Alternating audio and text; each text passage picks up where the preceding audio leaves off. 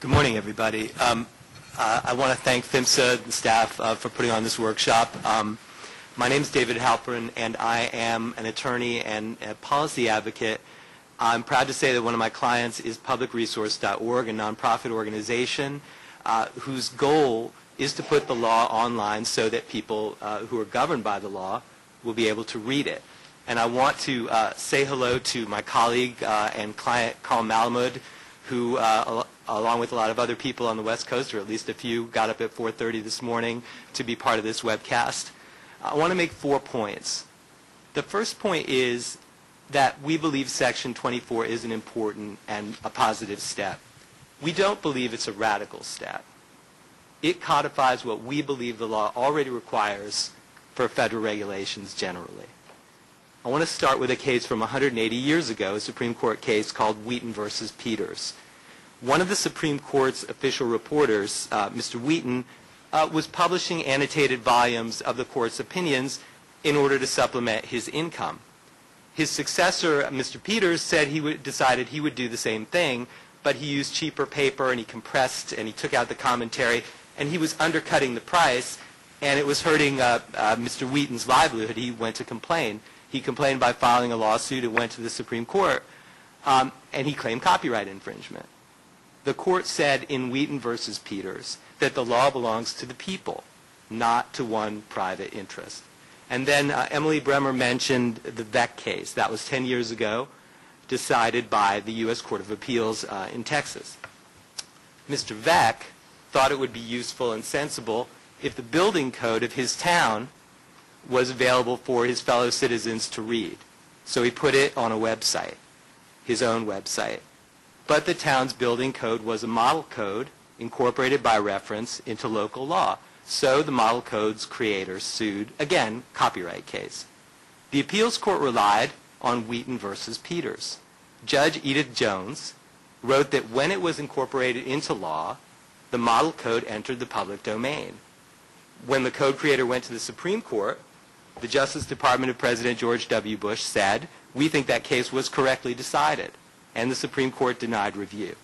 We don't see a significant difference between that model code in VAC and standards incorporated by reference that are made mandatory under federal regulations. We believe these standards are the law and belong to the people. We also believe that in the Internet age, the requirement in the Freedom of Information Act that material incorporated by reference be reasonably available to people means available for free online. Now, we're not the only ones who think this. Organizations ranging from the AFL-CIO to the Association of Research Libraries to the Sierra Club submitted a comment to OMB and OFR last month that said standards incorporated by reference should be deemed in the public domain and made available for free. Numerous small businesses also filed and said that unfettered access to these standards is the appropriate thing to do under the law. Second point I want to make, making standards incorporated by reference available on a public website, as Section 24 requires, is good for government efficiency, for public safety, for our economy, and for our democracy. It's not a solution that's easy to implement, but we think it's the right solution. The Federal Register and the Code of Federal Regulations were created in the wake of an article, a law review article written in 1934 by a law professor named Erwin Griswold. He reported that the law was all over the place in Washington. It was tucked into file drawers and file cabinets all over the place, and nobody could get a handle on the whole picture. The Federal Register and the CFR helped fix that problem. But to paraphrase President Ford, if Professor Griswold was alive today, he would be turning over in his grave, because the law is all over the place again, and that's because of standards incorporated by reference and the high prices that some SDOs charge for access. It's again driven the law out of the reach of the public, and you have to search for it, and now in many cases you also have to pay for it.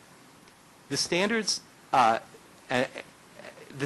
that are supposed to govern us are so obscured now that Public Resources found a significant number that are still the law, even though they've been superseded by the standards organizations themselves, are no longer available for purchase anyplace, can't be found in libraries, or are outdated in the real world and really don't have relevance anymore.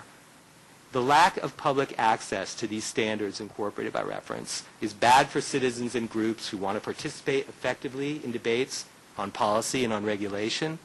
It's bad for small businesses who are forced to comply but find it prohibitively expensive to read these laws and are often asked to pay $1,000 or more for standards depending on the industry they're in. It's bad for first responders and public safety, as we saw in the Gulf oil spill and the pipeline explosion in San Bruno, California. When matters get serious, people need this information right away. They don't want to have to get on the phone and give their credit card number and an expiration date or look in drawers all over the place to find the law. They need this law.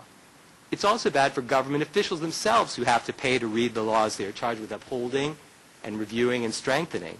And so now in this area, as a result, when Congress was faced with this, they did something about it. Standards organizations perform essential work that benefits everyone here and everyone across the world. And this shift would undercut one significant revenue source, but only for those standards that have been incorporated by reference.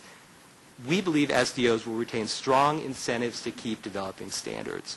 Because of the legal imperative that I've talked about, and because of all the benefits of putting the law online, we should ask them what has been expected of many other businesses in the last 20 years, which is to adapt their business model to the Internet.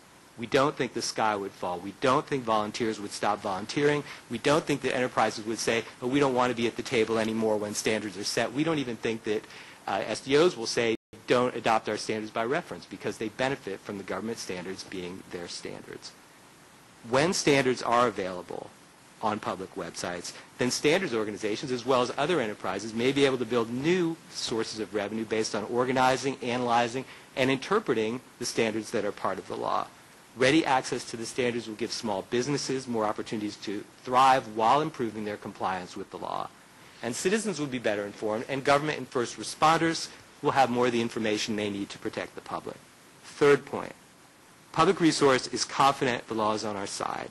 So this year, Public Resource started posting many standards incorporated by reference on the Internet. We asked many of the major standards organizations to comment before posting. We received no comment, no complaint. Public Resource, in fact, has been posting building codes of the 50 states online since 2007, again, without any complaint. Like Griswold, like Mr. Vec, like others before who believe the law ought to be available to people, Public Resource is working to post these laws, the law, in ways that are useful to people. And that leads to my final point.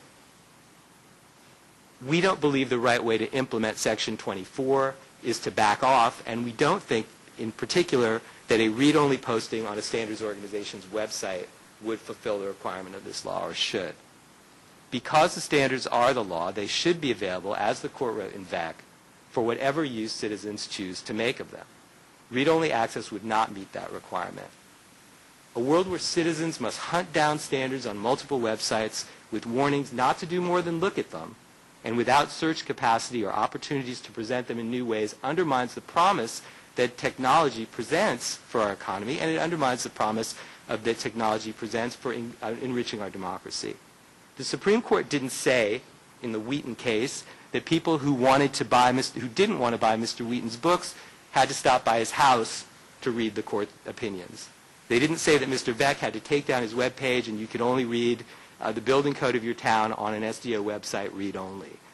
And the Department of Transportation wouldn't draft its own regulation and issue it, and then tell people they could either buy the full version or view a non-printable, non-searchable, Windows-only pop-up light version of the regulation on some website. We can't demand that citizens obey laws they can only access in limited ways. We shouldn't ration or restrict information that is critical to public safety. So we think that if Phmsa or the department continue to incorporate by reference standards, it should make those standards available to people without restrictions. It should recognize that those standards are the law. That's my comment.